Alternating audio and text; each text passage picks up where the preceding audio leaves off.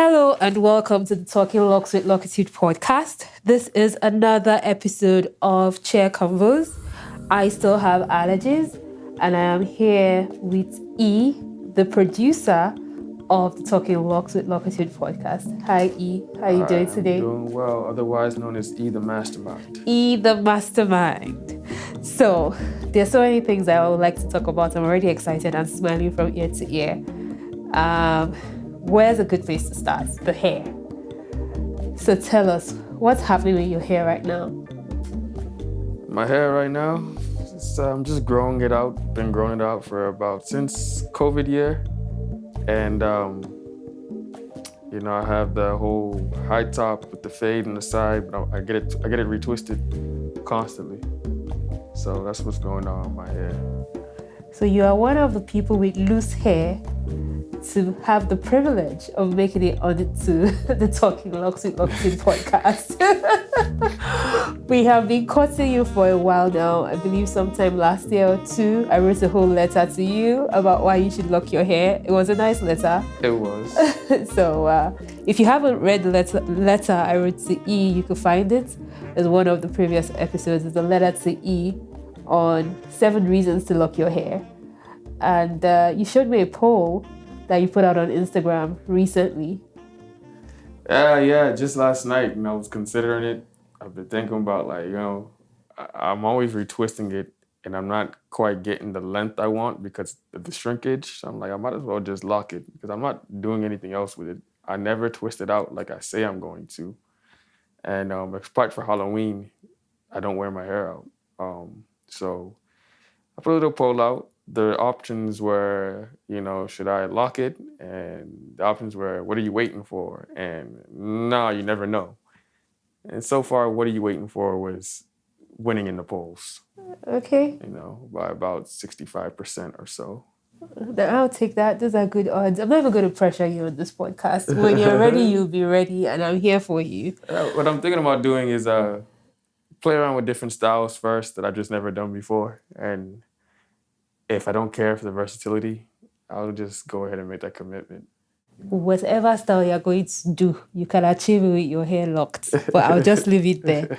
I'll leave it there. So your brother was the first person to be on the Chair Convos podcast with me. This must have been last year. I think that's when we started it, like late last year. I know we tried to get the first episode out October 1st. And that was a great conversation. So you already have competition. I don't consider it competition, but we can call it that. Okay. I would still talk about your sister because that's how we met. And oftentimes I usually talk about how we got to meet. So do you want to say that story? What was it from your perspective when you heard about Locitude? So from my perspective, again, I believe it was COVID year. We had been going to somebody previously, without mentioning the name. She had a suite here in Maryland, but also a suite in New York. She was very, very booked and busy. So it was starting to get hard to even book with her. And sometimes you would book with her, but you don't get her, you get somebody else, which that's not she doesn't tell you that. And so at some point, we were talking about that and how it's hard to get an appointment. And we're just all in the room, and my sister's like, "Oh, well, my friend Ade from Nigeria just moved over here, and she just opened up a suite in Silver Spring. You guys should book." So immediately, I opened up, looked it up. I'm like, "Okay, cool," and I booked an appointment. I guess my brother did it at the same time as well. I didn't realize that, when she said you had just opened up, that you had literally just opened. Like you hadn't even announced. That it was open. So I was literally your first or second customer. I was very happy to wake up that morning because I think those bookings happen at night. Yeah. Or the system also kind of doesn't give me immediate messages past a certain time. Yeah. So past 10 p.m. I stop getting messages from the booking system. At 9 a.m. the following morning, whatever bookings come through overnight kind of comes to the phone. And so that morning at 9 a.m. I saw not one booking, but 2 bookings. And I was like, whoa, Americans are not joking. But I was so happy. So I say thank you so much. Your brothers have been faithful to Locitude since you introduced them. And like a joke, it's almost been 2 years since that happened. It feels like yesterday. But I can't believe, did I say 2 years? This is 2024. Almost 3 years. Yeah. Actually, almost 3 years since that happened. Okay, so now that we've gotten the hair out of the way, and we know that sometime in the future, you're going to become a lockhead because you've been listening to so many podcasts as you produce them, and you've been having great conversations, or you've been listening in on the great conversations we've been having. So I'm sure you know that the lockhead is the type of person you want to be. Not that there's any stereotype around us, but let's talk about your career. You are, what are you actually? What's the right word? Are you a producer? Are you, what is it? What is it you do? So what I call myself, what my role is, I'm an audio engineer. Okay. That's what I do as an audio engineer. I record audio. There's not just music. I record audio. I also do the editing. In music terms, that's mixing and mastering. So that's primarily what I do is record, mix, and master. But it's not always music. Like I say, sometimes I've worked on, people have done small documentaries. So I've done some audio for film. I edit audiobooks, which my sister, once again, she's now doing audiobooks. She narrates audiobooks, so I edit her Hey, work. RSA. And yeah, that's what I do. And I don't just work out of a studio. I built a studio and I own the studio. That's awesome. So Yeah, and shout outs to the Mastermind studio. Shameless plug right now. Located in Gaithersburg, Maryland. It's a very nice studio. It's a very nice space as well. I really do like the space. Sometimes I wish, like, I was like, oh, if this was maybe around where I lived, it would have been nice to have the Locitude Studio as part of that studio, so people come make their hair and at the same time get. It's a very lovely space. I like that double volume space. I like the way you've done it out, the padding on the wall, the skylights. Yeah, that's my architecture background shining through there.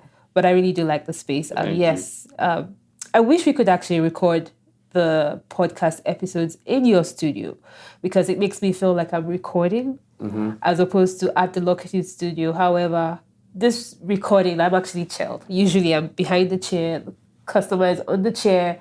It's more real, but there's something I miss about being in the studio where the intent of the conversation is just about the hair.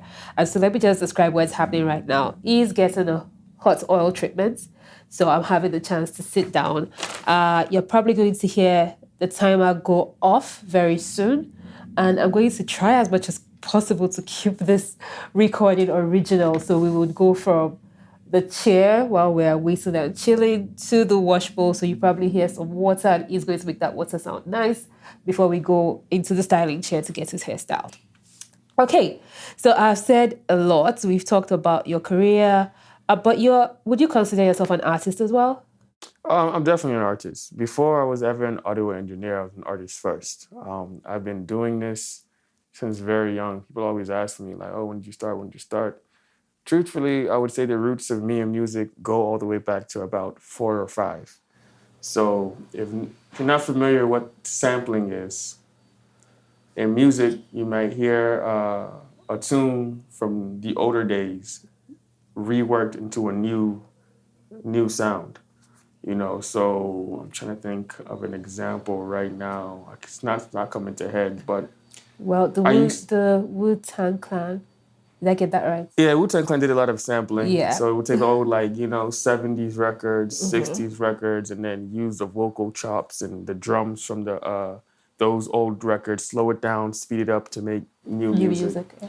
So I'm talking about that because at the age of 4 or 5, I would watch whatever cartoons, whatever I was watching, and I'm not on a computer making beats, but I would hear what I'm hearing, like the Super Mario beat, and like make a beat out of it in my head. Then I would say that's the earliest roots. Then I consider poetry a form of art. I've always kind of been a poet since I was young. and that naturally became songwriting and rapping. Um, but before I actually wrote, I just used to freestyle. Freestyling, I think, is something that I guess for the most part, a lot of young black men just kind of all do when you're growing up young, at least in the Part circles of the I was culture. in. So whether or not you're a good freestyler or not, it's just something we did sometimes. So I would freestyle when I was young, like 8, 9, and I would say all my music artistry really started around when I was 8 or 9. Used to go to Thanksgiving in Ohio with a bunch of family, mostly from my mom's side, and well, 18 grandchildren, so all 18 cousins over there. And I had a lot of older cousins. One of my cousins was he went to Berkeley School of Music, and he used this program called Fruity Loops to make beats. And one day I asked him, like, what is How? this? How do you use this? So he showed me a couple little things. And then I've always kind of been a smart kid. So I was able to kind of somehow figure out how to construct beats. So in the time span of being there for 3 or 4 days that he let me use the computer, I made like 4 to 5 beats Cool. that we put on a CD. And he was impressed. My dad heard it. He was impressed. And he got me to start using GarageBand on we had Apple computers, so I couldn't use Fruity Loops. Fruity Loops wasn't available on Apple computers back then. So I Mm-hmm. started using GarageBand at home to continue making my own beats and learning how to do that. So I just kept going from there. And then on the flip side, my other cousin recognized that I could like freestyle pretty well. So he was like, yo, you need to start just listening to beats. When you freestyle something, write it down. Freestyle something, You write write it it down. I down. always remember the first time he like had me sit down and start writing. He was like, he heard me listen to a song called The Potion by Ludacris. This is like back in '04, '05, one of those years. Wow, 20 years ago. It's weird for me to say that right now. But it's of course like a vivid memory. And it was like, even while Ludacris is rapping, he's like, just ignore that. Just listen to the beat and write. All right, So yo. that's when it started. And that's when I really like, by middle school, every day I was trying to produce something. I'm writing. I had this little journal that's still somewhere out there where, I was writing pencil and paper, writing lyrics, writing, making beats. And, it wasn't always the best sounding stuff, some cool sounding stuff. But So now is a good time to actually say that I am on one of your records. yeah, so that's As true. tone deaf as I am. So now we can go from there to there. I know, mind you, let me just preface on this podcast, I can sometimes give long-winded answers. Oh, she asked, like, do you consider yourself an artist? And I brought you guys back to 20 years of history. It's for a reason, though. So now, in a position I am, having a studio, working with many different artists, I have the privilege of producing for artists and bringing them together, kind of like DJ Khaled does with a bunch of different artists. So yes, Ade is featured on a song called Chop Chop, which is Yes. released under the artist name The Mastermind Music. And that record features about 4 different artists, and Ade is on the intro. Yes. So check out Chop Chop at The Mastermind Music. That voice you hear in the beginning is Ade. As in, when I got asked to do that intro, I was like, yeah, mama, I made it. Now I can add, like, music to my career, but hey, we'll see. We'll see. Okay, so I think the appropriate term for your type, let me put it that way, is a first generation immigrant in America, which means you were born here to Nigerian parents. Correct. Okay. How Nigerian do you feel? I feel very Nigerian because I was born here, but I was born here for the passport. Like my mom was literally pregnant in Nigeria, and the story goes that he told my mom, like, look, But you better go tourism. have this boy in the States, because it's getting close now. I don't want to hear any stories. My dad traveled a lot when he was younger, and he just wanted us to have that freedom and not have to dealing with all this visa, because U.S. passport, you can basically go anywhere. Yeah, I can even give you the numbers. I looked at it the other day. So, as a US citizen, you could travel pretty much visa free or at least visa on arrival to 172 countries. As a Nigerian citizen, you need visas to 175 countries. Wow. Yeah. That's a lot of work. A lot of barriers to. Yeah. I get it. Yeah. I get it. That's why Yeah. So everybody's being trying to American is definitely a privilege. marry an American.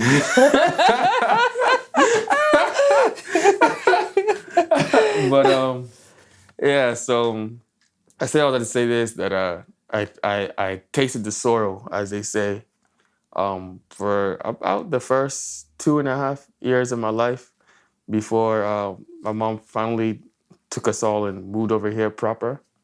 And within the household, it was still very Nigerian. You know, up until I was about 5, my grandmother was alive and living with us. So, you know, growing up with my mom, we're hearing Igbo in the house. Your pigeon is pretty solid sometimes. The pigeon, I even picked up on the pigeon more so Later. from traveling to Nigeria and just listening and, being active and wanting to be prideful in being Nigerian. Although growing up at first is that same sort of thing where you can feel some alienation or the people are making fun of you for being African. Although now it's cool to be African. Well, Now it's God like, oh my God, you're Afrobeats. Nigerian. You know what I mean? Do you know Burna Boy? Do you know Malik Berry? I'm like, yeah, he was my neighbor when I was growing up. Cool. And how American do you feel? How American do I feel? At this point, also pretty much very American. I think I can pretty much code switch pretty easily. And I also have, I don't want to say the privilege, but I guess just the thing of where a lot of people think I don't look African.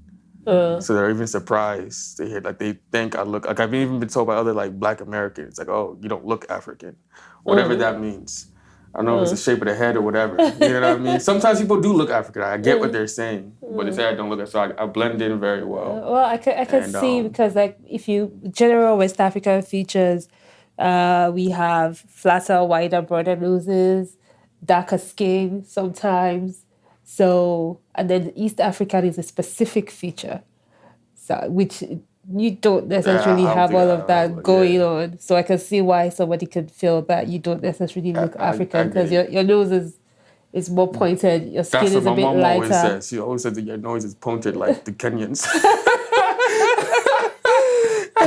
She's like, I don't know where you get it from. It's not, she's the only one we could ask. She's the only one who can tell us where you got it from. So, but so I have that going for me. And then I also feel like growing up here, even if you are like firstborn immigrant, whatever, especially when you're like me, it's like you're always approached as a Black American, so you have to learn to be one. So it's amongst Black Americans, you don't know I'm Nigerian. Speaking like, we. And I believe there's solidarity in the Black diaspora, but there also are a lot of differences. Yeah. But I've also learned to, like, all right, I can't just be separating myself all the time, So I had to even learn to understand what it is to be Black American as I'm growing up here. If that makes sense. Yeah, it makes a lot of sense. It makes a lot of sense, especially when you say we. So for me, who's a more recent adult immigrant, I catch myself saying you people a lot because I'm like, there's you people, there's we people, there's you people who are like Nigerian Americans, there's you people, African Americans, there's you people, Ethiopian Americans. So there's always like you people. There's a lot of you people here. So I can imagine that there's a lot of similarities, differences, intersects. It's a whole breed of different types of Homo sapiens, if I put it that way. Exactly. So there's a lot of times growing up where people are speaking about certain experiences and, this. And I'm really sitting there like, I don't know how to tell you this, but it's not the same. That's not the same. I can pick and choose where I can relate to, but, sometimes you just gotta sit quiet and just understand versus, so. So you have been in, and it feels like your family is musically inclined because I know your brother plays some instruments. Your sister won a huge show. Yeah, She the was, the voice Nigeria. yeah, Yeah, Voice of yeah. Nigeria many years ago now. You were into music and all of that, but you basically took that big leap of faith and opened a physical space about a couple of years ago now. Yes. Yeah. So officially, I opened up the location I'm at right now. Finished construction. When did I finish? The end of 2021. Okay. And then I opened up shop like January 2022. So I So did that's two 1 year, years. 2 years. This is my third year in Okay. business officially. Um, but prior to that and opening up this space, I was operating out of the house for a good 10 years from Yeah. 2013. Okay, so I want to speak to now acknowledging that you are a business, investing in that physical space is a whole different mindset. Yes. You know, what does it feel like to be an entrepreneur? Because right now you have bills that are associated with your business that don't necessarily blend back into having a studio at home. Yeah, it's stressful, but Okay. this is the life I chose and also the life that chose me. And I also feel like it was almost just meant to happen in some shape or form because my dad is a businessman. Um, and since I was young, I was always doing something.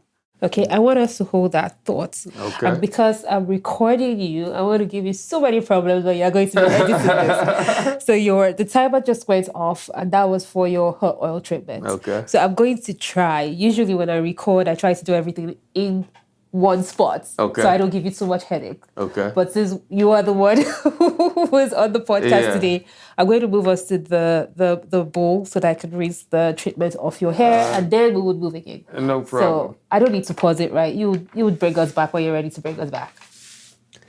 And we are back. So this might be a little bit noisy, but I guess E will have the privilege of reducing the sounds we don't want to hear.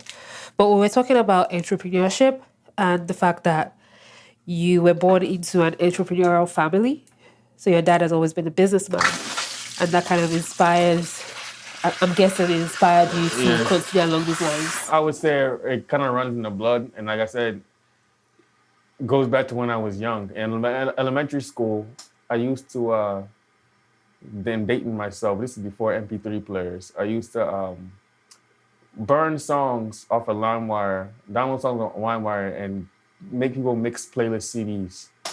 Sell them for $5 a pop. I started that in 5th grade. I did it all throughout middle school and some of high school. But by high school, no one was really using CDs like that. So then I found something else. In my county, they banned selling sodas in the vending machine until after school. Oh, That was some new initiative. to get you guys off sugar? Yeah, just for healthiness, trying to stop obesity, things like that. So what I did was fill that gap. I would go to Costco with my mother, use my own money to buy the sodas in bulk. It was like $6 for 32 cans. And then I would sell soda for $1 a can. So that's $32 on every You know what I mean? $6. And I would do different flavors and all of that. And I keep evolving it. So at one point, people were like, okay, but it's not cold. So I said, don't worry. So I started getting Ziploc bags full of ice and storing the sodas like that. And I just come in my early business. It wasn't much I was making, but it was something. You know, at 14, when you can't really work a proper job, I was doing something. And it wasn't like I was selling drugs or anything. So it was like, it's clean money. Yeah, that makes a lot of sense. And at this point, I know I'm aware that you are looking to expand. Eventually. So I'm always thinking, years ahead. I'm finally just sort of like, we're talking about the whole when the business is really real now. So with the whole rent situation, that was like a huge like new expense I have to deal with on a monthly basis. So the first 2 years of business were kind of tumultuous for me. But this, where I'm at now, things are finally, turning their head where like, it's like, Yeah. I'm running the business is not running me. I actually think 2 years is a very good mark. So for someone who's had a business for 9 years now, I would say my 2-year mark running Locitude in Nigeria was one of those moments where I felt like, okay, I think I could do this. I think this is real. I think this is sustainable. So I think you are there. You can sit up for me. One of the things, we're going to move again. So let's see how well we move without reading things. All right, you can sit. All right. Finally made it to our final position. Should I do this when I'm recording other people or just stay in one place? Whatever works. Can always edit it out. Okay. Or I may just keep it for authenticity, Like Oh, wow. You really got hot oiled. So I could just see like the line of the cap. It's almost like, when you go to sleep with a do-rag on and it's too tight.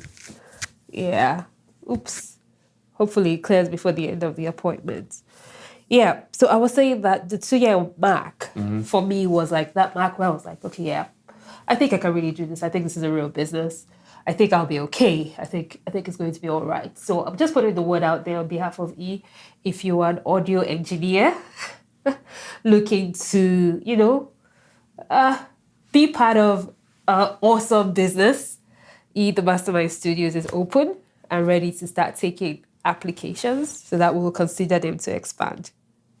You mean like maybe like 1 or 2 months just before? It's always good to get ready in advance. It is. Yeah. I just need to just. It's always good to get ready in advance. So, yeah. One of the things we've connected on since I've known you going on 3 years now. Yes. Going on 3 years has been books. We've shared a lot of audiobooks that we have both read. And one of the ones I feel like I enjoyed sharing with you was The Richest Man in Babylon. Yes. Do you still read that book every now and again? I haven't read it again this year. I have to go over it again because, when I listen to audiobooks, the first time through is like, okay. But for me, I like to repeat and repeat. So I still have to do a second run through. But at the time of doing that book, I also did some other, finance books and stuff at the same type of time. And, it just kind of put my mindset, on that path. And to this day, even today, for example, as my funds drop into, my account, I'm always taking out 10% and trying to stow it away. Or what I'm kind of doing now is I'm not saving necessarily, but I'm taking 10% and putting it towards credit cards. Because before I start saving, I want to just destroy my credit card debt. And I went into a lot of credit card debt when opening up the business because there was so many capital intensive, unexpected things that hit me. All right. Let's move on to another particular issue. So I am aware that you have a medical condition, and I honestly I don't know how to pronounce it. So you're going to have to help me. I can help you with that. So it's pronounced scleroderma. Scleroderma. Yes, which is Latin-based for hard skin, because the condition causes scarring or fibrosis is the medical term.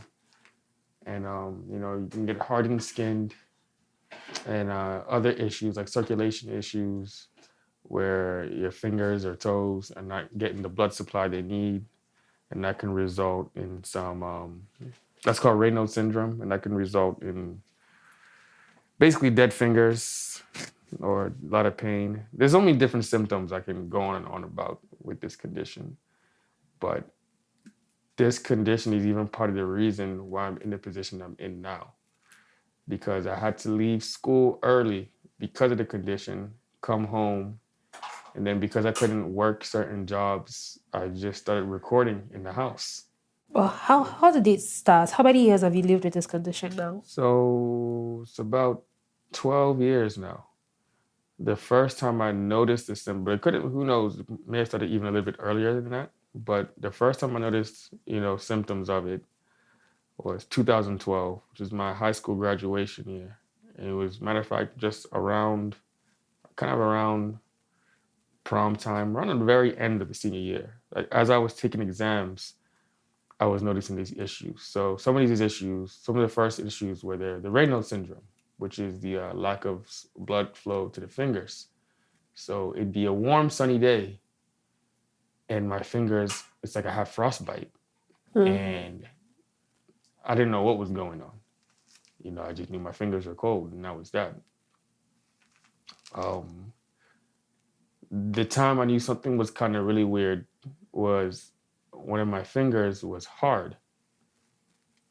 Literally, Just felt hard. It's literally hard. Like, if you push in your finger, it's soft and supple. You can massage it. This was like, it's rock hard. So like, I tap one of my softer fingers on the table, silent like it should be. I tap a pencil on the table. It makes noise. Different sound. You hear a pencil do. Then I tap the hard finger on the table, and it kind of sounded like the pencil. So I'm like, this is... That's hard. Yes, it's that hard. Could you bend it at the time, or was it stiff? At the time, it wasn't stiff. Now my fingers, a lot of them I can't bend. So that is, part of the progression of the condition. The term for that is sclerodactyly, something like that. But at the time I could bend it, but it was hard. It was hard. So that's when I knew something was wrong. Wasn't much to look into at first. I also had these weird, it looked like internal bruising underneath the nail bed, and I didn't know what it meant. But every time doctors saw it, it's like they kind of knew. But every time doctors saw it, they'd be like, "Oh no, he's too young," because apparently it's type of condition, an autoimmune condition that only older people get. And I was 18 at the time. So those are the early symptoms. I just deal with the finger circulation. It was like almost kind of like, okay, whatever. Then I go to college. I go to Chicago, off at school, and everything is good at first, but then the disease starts attacking my muscles. So scleroderma can affect the muscles, but they say I had an overlap of myositis, so muscle disease as well. Mind you, in high school I played football. I was about 5'11", 185 pounds or so. So my older pictures, I'm very muscle-bound type of guy. By the time I left Chicago, after 1 year of school, at my lowest weight, I was about 120 or so, maybe 125. So about 60 pounds gone. Yeah, and a lot of it was muscle. Within a year. Within a year. A lot of it was muscle. The disease was progressing rapidly. And you were eating fine? I was eating fine. All that was good. But it was just, over time, things were just like... And the funny thing is, I diagnosed myself early. You self-diagnosed? I self-diagnosed online. So you kind of found out what was wrong with you through your I thought symptoms? it was scleroderma since the beginning because of the hard finger, because nothing else fit that description. But the one rheumatologist I saw at first was like, "Oh no, you're too young. The blood tests say you don't have scleroderma. You probably just have Raynaud's syndrome. You probably don't want to go to Chicago for school because it's cold. Consider going to Florida." And that was that. And it happens with a lot of people with autoimmune conditions. You don't get diagnosed for quite some time. Yeah.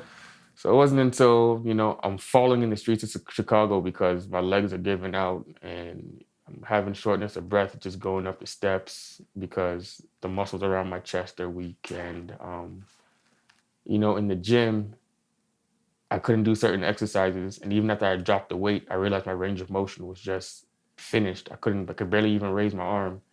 That's when we knew, all right, it's time to go revisit this again. Saw somebody else. He said, "Yeah, you probably do have scleroderma. I don't know how to treat it, and you're so young. I'm going to send you to Johns Hopkins." But John Hopkins, you kind of have to wait a while to get an appointment. So the earliest one was like 3 or 4 months down the line. So which happened to be right after I left school. So I came back. Hopkins takes less than 3 minutes for them to diagnose me. They just touched my like skin and everything, and they said, "Oh yeah, you have scleroderma." I'm like, "See, I thought so." But they're like, "The blood test." They're like, "The blood test don't matter. Some people have those markers, some people don't. But you have all the clinical signs of scleroderma. So we're going to start you on this infusion treatment called IVIG, and this medication called Cellcept, which is usually used for like people who have organ transplants. But I guess in my case, it's like it's supposed to weaken the immune system to stop it from attacking itself. So that was like the beginning of my journey, 2013, and it was. Okay, so let's back it up a little bit. So the condition itself, according to what today's science knows, or from even 12 years ago when you were diagnosed officially, it's basically your immune system attacking your muscles or your skin. Correct, basically. It's yes. And the medication they put you on is to weaken your immune system. Yes. However, the infusion that I use actually fortifies the immune system with, it's like if you had an immunocompromised, they use that. They don't necessarily know where the infusion works, but it does. So that one doesn't weaken my immune system, but it helps fight like inflammation and everything. Okay, so you are not like more susceptible to falling sick with this infusion. So with the medication, they say you can be. I haven't noticed any difference, to be honest. And with the infusion, that's supposed to also help fight infections. So it's been 12 years of living with this condition. How often do you have to go in for infusions? What's that experience like? And let's talk about that then. Okay. So that experience has changed over time. Initially, it was every 4 weeks. And I would have to go down to John Hopkins in Baltimore. I'm lucky that I'm, within 45 minutes driving distance. And it'd be Monday through Friday, and I'm sitting there for about a whole week. I go in and out. So I wasn't in. I go there, get an infusion, come back. But you're basically being infused every day. Yes. And then at 1 hour a day, or the actual infusion was probably like 6 or 7 hours, but I could be there for longer because the medication might take some time. They have to monitor you. Yes, I was waking up early and I'd be getting home after traffic and everything by like 5 p.m. God bless my mother and everybody else who used to help drive me up there. They give me Benadryl and Tylenol because that's just part of the regimen. Benadryl used to knock me out and make me drowsy and sleepy. But at some point, the research showed that you could infuse faster. So my infusions became shorter at some point. Over the years. Where from that length of time, now I was only sitting there for 3 hours, or 3.5 hours, I would say. But you still have to be infused. I was still going through the week. Throughout the week. And so literally you're living 3 weeks of freedom, 1 week in the hospital. Yes, basically. That's exactly how it was.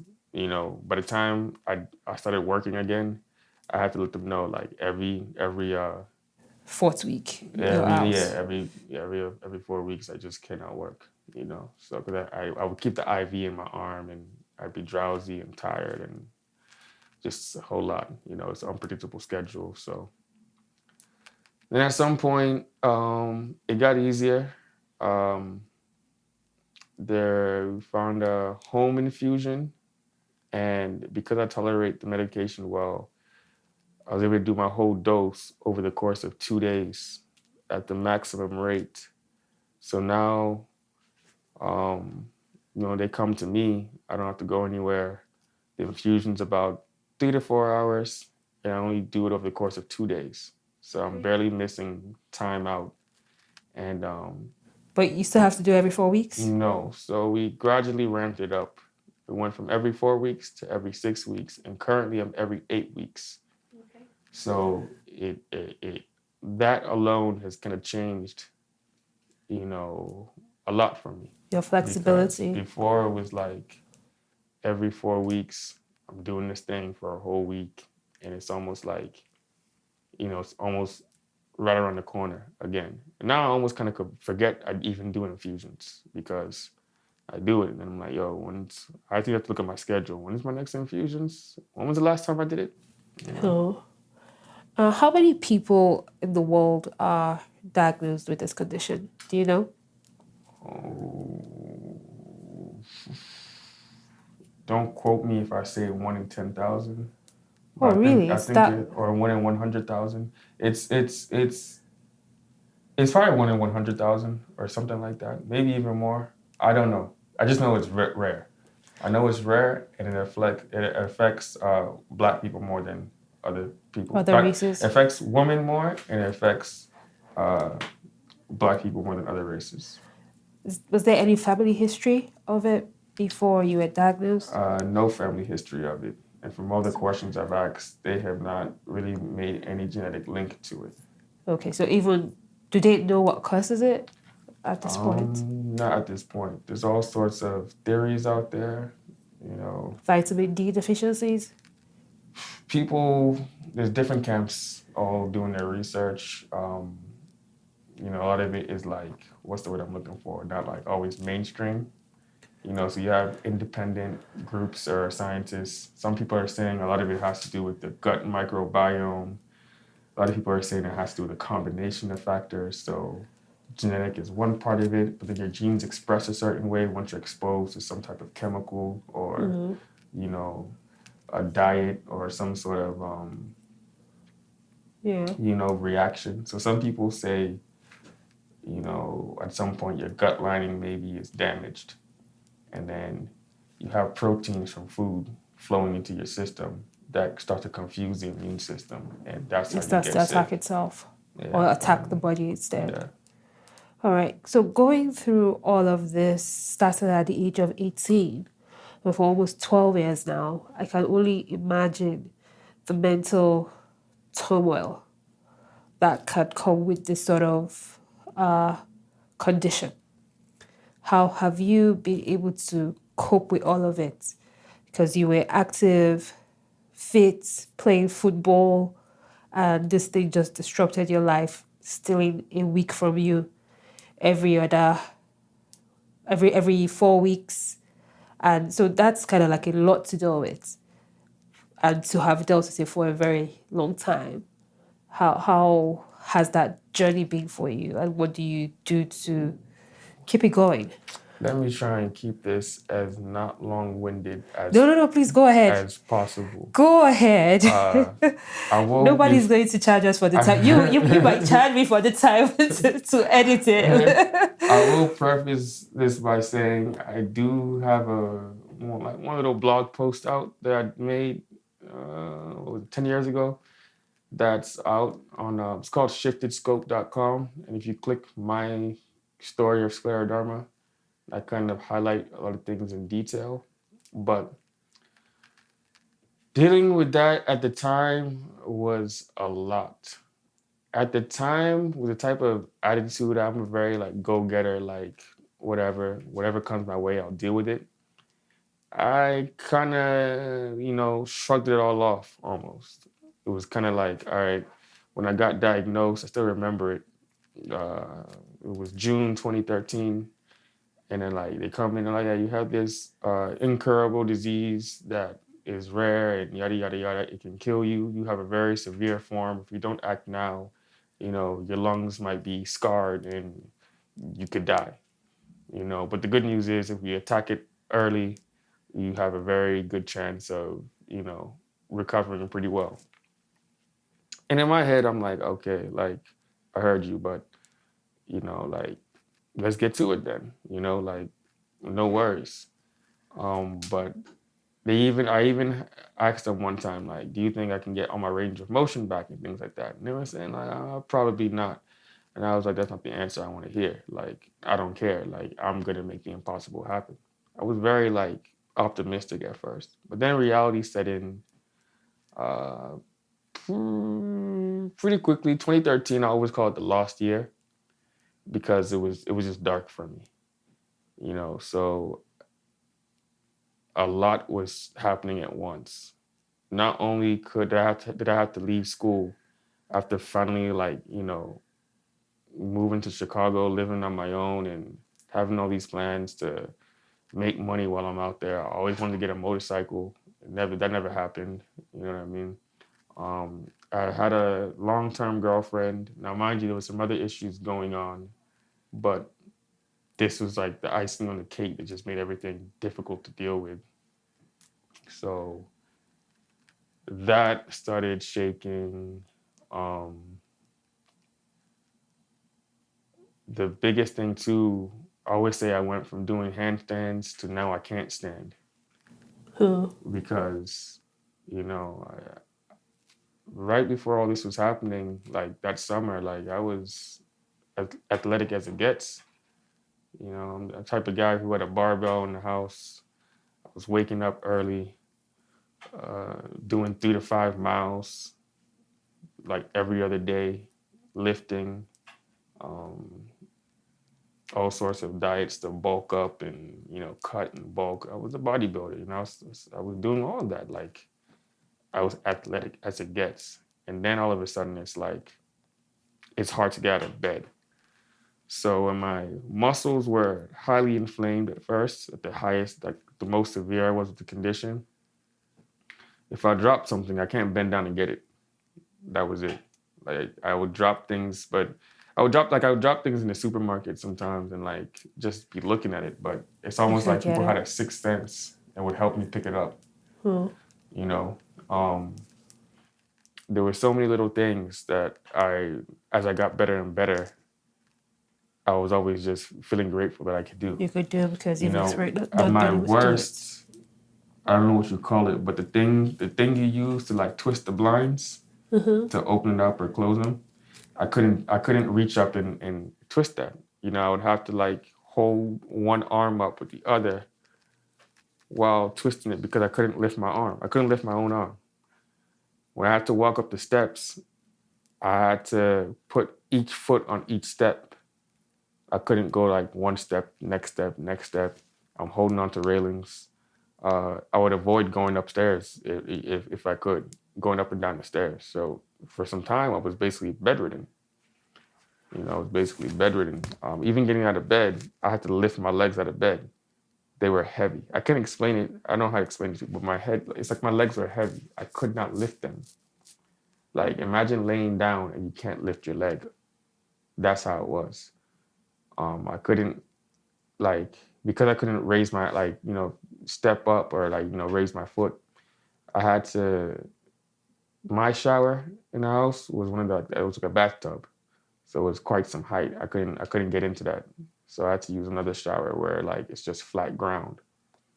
Some of these memories I'm even having to like think about because it's like grayed out of my head.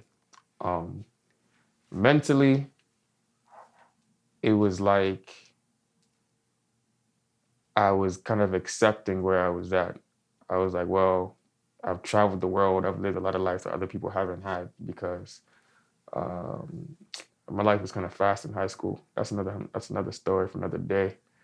But I had a lot of experiences, so I felt like, all right, even if this is it and my time is coming soon, I've lived well, but I kept carrying on. It was music got me through. I wrote a lot of music during that time. I even just recently released that music on a project called The Chronic Phoenix. Is it on Spotify? Spotify, Apple Music, either Mastermind. The EP is called The Chronic Phoenix. Most of those songs were written during this time. They were produced and written during that 2013, 2014 sort of time. And then I wrote more as I went. So with that project, you can almost kind of feel what I was feeling as I went through my journey. Because it was like at some points, it's almost like, all right, I'm ready to die. Like it's not the type of life to live. But like I said, I kept pushing on. I credit a lot to my supportive family, my supportive friends. My mother is big part of the equation. She never faltered. Yeah. It's great. It's great. It's even kind of hard to think about where my head was exactly. I'm almost kind of far removed from that time, but it it shaped who I am today. I had certain views and whatnot before that, and afterwards, you know, I was humbled. I was greatly humbled. Do you mind sharing one of the views that humbled you? So prior to that, I guess you could say I was somewhat of an elitist. You know, I had a lot of grand views. I always had ways of thinking like, you know, I had this whole idea of like utopia and how do we make the world a better place. You know, a lot of my mindset too was like, you know, let the strong survive, let the weak go, essentially. It was kind of, you know, extreme type of views. And then it's like at some point, I'm the weak. But I was still holding on to those ideas. In my head, I'm like, well, if I'm the weak, then I gotta go. You know what I mean? But you know, when you're humbled like that, you start to shift and you're like, all right. It's okay to be weak. Yeah, you can't just reduce things to that sort of like thinking. Like there's something to be said about people supporting each other and making up for whatever weaknesses you have. Like you still maintain your strengths even when you have weaknesses. You know, so for me, my strengths were still my strengths. You know, my skill set, all of that. You know, I was still a useful human being, so to speak. Even though at times I felt very useless. You know, I was kind of raised hyper independent, I would say. You know, like I learned how to cook my first meal at like 5, things like that. You know what I mean? And I like to do things by myself. So by the time I'm like dependent, it was kind of sickening for me. Like it was conflicting for me. I'm like, this isn't it. But I would say that everything kind of even made me a better person. When I was how I was before, at the peak of things, I would say, like of, you know, right before the condition hit me, I was popular in high school, you know what I mean? And I got the girls. No one would ever try and fight me because I was strong. I could defend myself. I felt like I was on the top of the world. I was smart. I was in the gifted and talented programs, you know what I mean? Like, it was like, you know, even in middle school, I was voted most likely to be president. Like, as far as I'm concerned, I was on my way to running the world. Like, so I had some ways I had sort of an ego to me, and all of this brought me back down to earth. You know, helped me connect better spiritually, and Okay, so when you say help you connect better spiritually, you haven't really mentioned like God in all of this yet. Do you mind me asking if you believe in God? I do believe in God. Okay. No, I would say more like one of those people who considers themselves more like spiritual than like by the book. But I do align with Christianity if I'm to align with anything.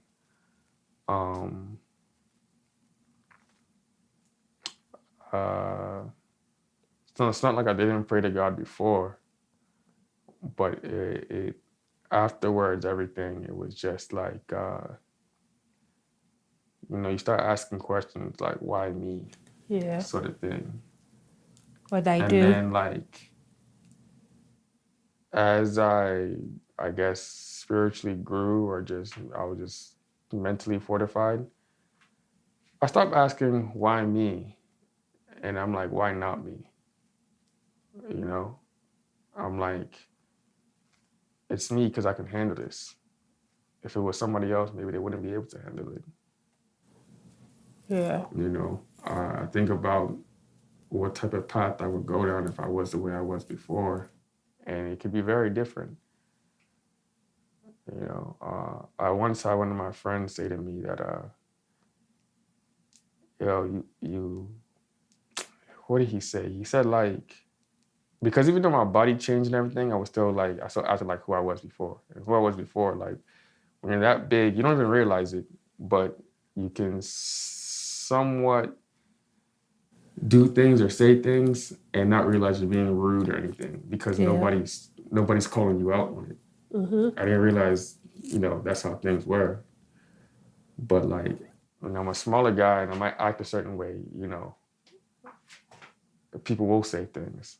Like my friend once said, like, yo, like, with the way you're acting, if you were a bigger guy, your type of guy, someone would just shoot. Because, you know what I mean? They're not going to fight you, so they're just going to shoot you or whatever. And things like that, made me look at my character more. And, like, being smaller and not having that option of like, all right, if someone gets slick, like, I'm gonna just use brute force against them to like intimidate or whatever. You become a lot more, I don't want to use the word political, but you learn how to respect people more and it just all around things made me a more well-rounded person. Right. Like, and it made me, these experiences, they took me to a place that most people won't get to till they're old. Right. I've been through the gauntlet of experiences and, emotions and everything. I start to understand people. So I look at some people and I'd be like, oh, I understand why this person's like that. It's not their fault. They don't realize, So, do you feel like living with this condition helps you give people around you more grace? So if you are around somebody who is where you were before the condition, does that make you like look at them and go like, okay, I see where you are. Yeah. You'll grow up. I do. Now, whether or not they'll grow up, I don't know. Because prime example, you can look at a lot of like some of these celebrities and whatnot, and it's that same type of thing. If you move a certain way and it's always just kind of been like that for you, you get used to it. And you think that's just like everything is okay, even everything's not okay. When you see how you've been at different levels in society, you see things, you just understand things at different levels and you behave accordingly. But I'm just able to just look at people and just kind of, I'm better with psychology because of all the psychology I've had to do it myself. Did you ever see a therapist to help you on this journey? So I didn't see a therapist until like, what was it, around, was it 2018, 2019? So for the longest time, I was not doing therapy. People were saying, yeah, I'll do therapy. I'm like, I don't need therapy. I'm like, what's therapy going to do for me? It wasn't until at some point I ended up getting into another relationship. And that can be a whole story in of itself because that was just a very like messy sort of, it was more like a situationship than an actual relationship. And that and other combination of factors just messed me up in the head. And then like had me questioning a bunch of things and like, I don't even know where to begin with that. But long story short, when that relationship was now like ending, my head was just very like screwed up. And I started having a lot of strange thoughts like, yo, like, I think I just want to die or whatever. But I knew like I'm too prideful for like suicide or anything like that. Trigger warning, I don't really do trigger warning, but I guess we could say trigger warning. I guess. But yeah, so my head was just in a very weird space where just kind of like, more like passive, like, I wouldn't just mind dying. So I'm like, you know what? This type of thinking is atypical for me. And I guess it's try something new. So I found a therapist. The first one I found worked for me. And honestly, it's not even so much the therapist did so much for me, but I'm very much the type of person who I think out loud. And So talking to somebody talking to was the all you needed. therapists, yeah, and the little perspective here and there helped a lot, and just it made me feel like I'm doing something. Okay, and then I was consistent with it, and I believe it did help, because I started using my therapist person as like an accountability person. Okay. So it's like, let me not come in here talking about the same thing I was talking about last time. And let me change something about it. Let me make some progress. So that ended up helping. And I would say I basically graduated from therapy sometime last year. And now I just kind of like every now and then I just check in, make an appointment just to make an appointment, because I once saw somewhere that it's like, you go to the dentist routinely to make sure you don't have to go to the dentist because you have I can't say it, periodontitis. You know what I mean? So you want to go before the problem's there. So I just kind of, just to make it a thing to go. But yeah, I would say that's when I finally tapped into therapy, and it was helpful for me. Because It was like, if anything, it just put me in a mindset of proactivity. It's like, let's not just let my thoughts start going to a negative loop and controlling me. Let me control my thoughts. Okay, so having gone from, and it's been a while since you've lived and managed this condition, and I met you very similar to how you look now. The question I'm trying to ask is, being somebody who is now like physically vulnerable, where on a bad day you might not be able to have that full range of motion, or do things that you would normally do. How do you cope with people feeling sorry for you? Is it something that is welcome? Is it something you experience a lot? Do people just automatically, feel sorry for you? And how do you cope with that? So at first,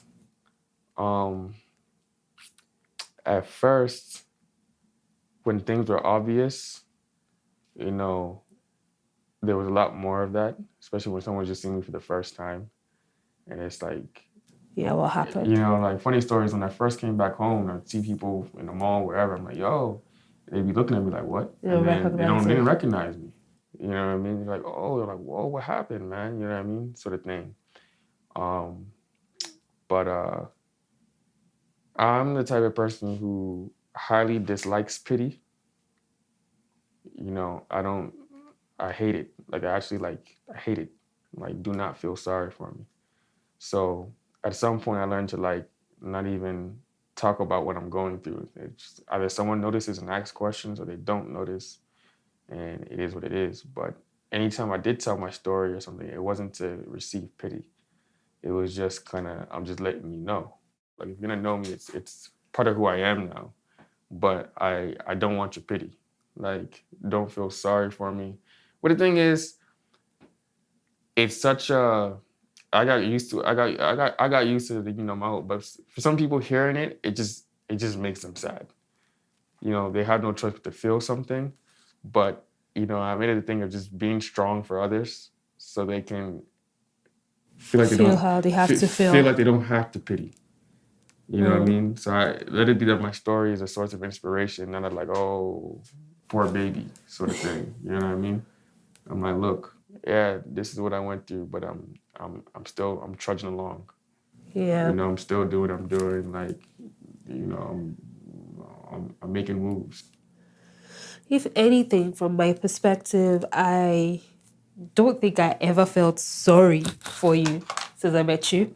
And but also, you had your own experience, so it was almost like we were speaking on the same level. Like, yes, I should be feeling sorry for me, I'm feeling sorry for you. It's like, okay, you understand. Yeah. You understand, like, So it's an interesting place to be. So, well, we've spoken a lot about this condition, and the truth is that sometimes people are going through things that you cannot even see. Like in your condition, it might be noticeable that, especially like you said, in that first time, when you lost a lot of weight, and lost muscle, people who knew you before, you know. Yeah.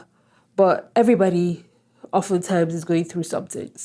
Exactly. And that's something that it taught me as well. So Yeah. I'm just like, don't be out here, woe is me, because the person you're woe is me might have something they're not talking to you about. Yeah. All right. Let's change the subject. Audiobooks. Which one are you listening to right now? So I actually have not been playing audiobooks for some time. Oh. Because I've been so booked and busy in the studio. Good. So it's like I work with audio. I always say, because I work with audio, it's hard to listen to audio. Yeah. It's hard for me to listen to new music. It's hard for me to listen to audiobooks. It's funny that you say that. So my spouse believes that me making my own hair should feel like self-care. And I'm like, no, that's work. I need somebody else to help me get my hair done. I'm not going to sit down in front of the TV and be pampering myself by doing my own hair. No. Yeah. But any good ones you've listened to recently? The last good one, let me use the word profound, was The Courage to Be Disliked. I cannot remember the author name right now, but I like the format of the book where it's like, teacher guru type of guy talking to like a young boy. And the way that it kind of flows is the guy will make a controversial statement like trauma does not exist, right? And the boy now responds like most people would respond. So they're like, what do you mean trauma doesn't exist? So what about yada, yada, yada, yada, yada, yada, yada? And it's like, as they're making points, they're presenting the counterpoints in a creative way and then addressing those counterpoints. So it's as an argument, with the arguments they're making in the book, they're presented quite well. And what's the essence of the book? Because it says the courage to be disliked. So does that mean the courage to be unagreeable? So the book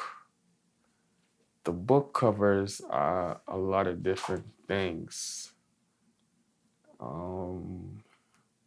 I cannot tell you why exactly it had that title. Okay. At the moment. Maybe. I gotta do maybe another listening through, but I just know that in several different sections, it discussed a lot of things that I also sort of speak on or believe in. So it kind of resonated with me as just, okay, these are things that I kind of came to know or observe, and I hear somebody else presenting it with more substance. So I'm like, okay, this book has something in it. It's a good way to if you want to have someone with a different perspective, it's a good book to engage in. Yeah. So I actually like the title. Some of the things that it talked about was, people holding on to the past too much and letting that control them. It talked about another part of the book talked about, there's so many different sections. Yeah, I'll definitely put it on my list. Just people-to-people relations and how, like, you shouldn't try to be liked by everybody. So that's where the title comes into play. There's a part where it does talk about that and how, when you're trying to be liked by everybody, you become inauthentic. And, being inauthentic is not the way to a fulfilled life.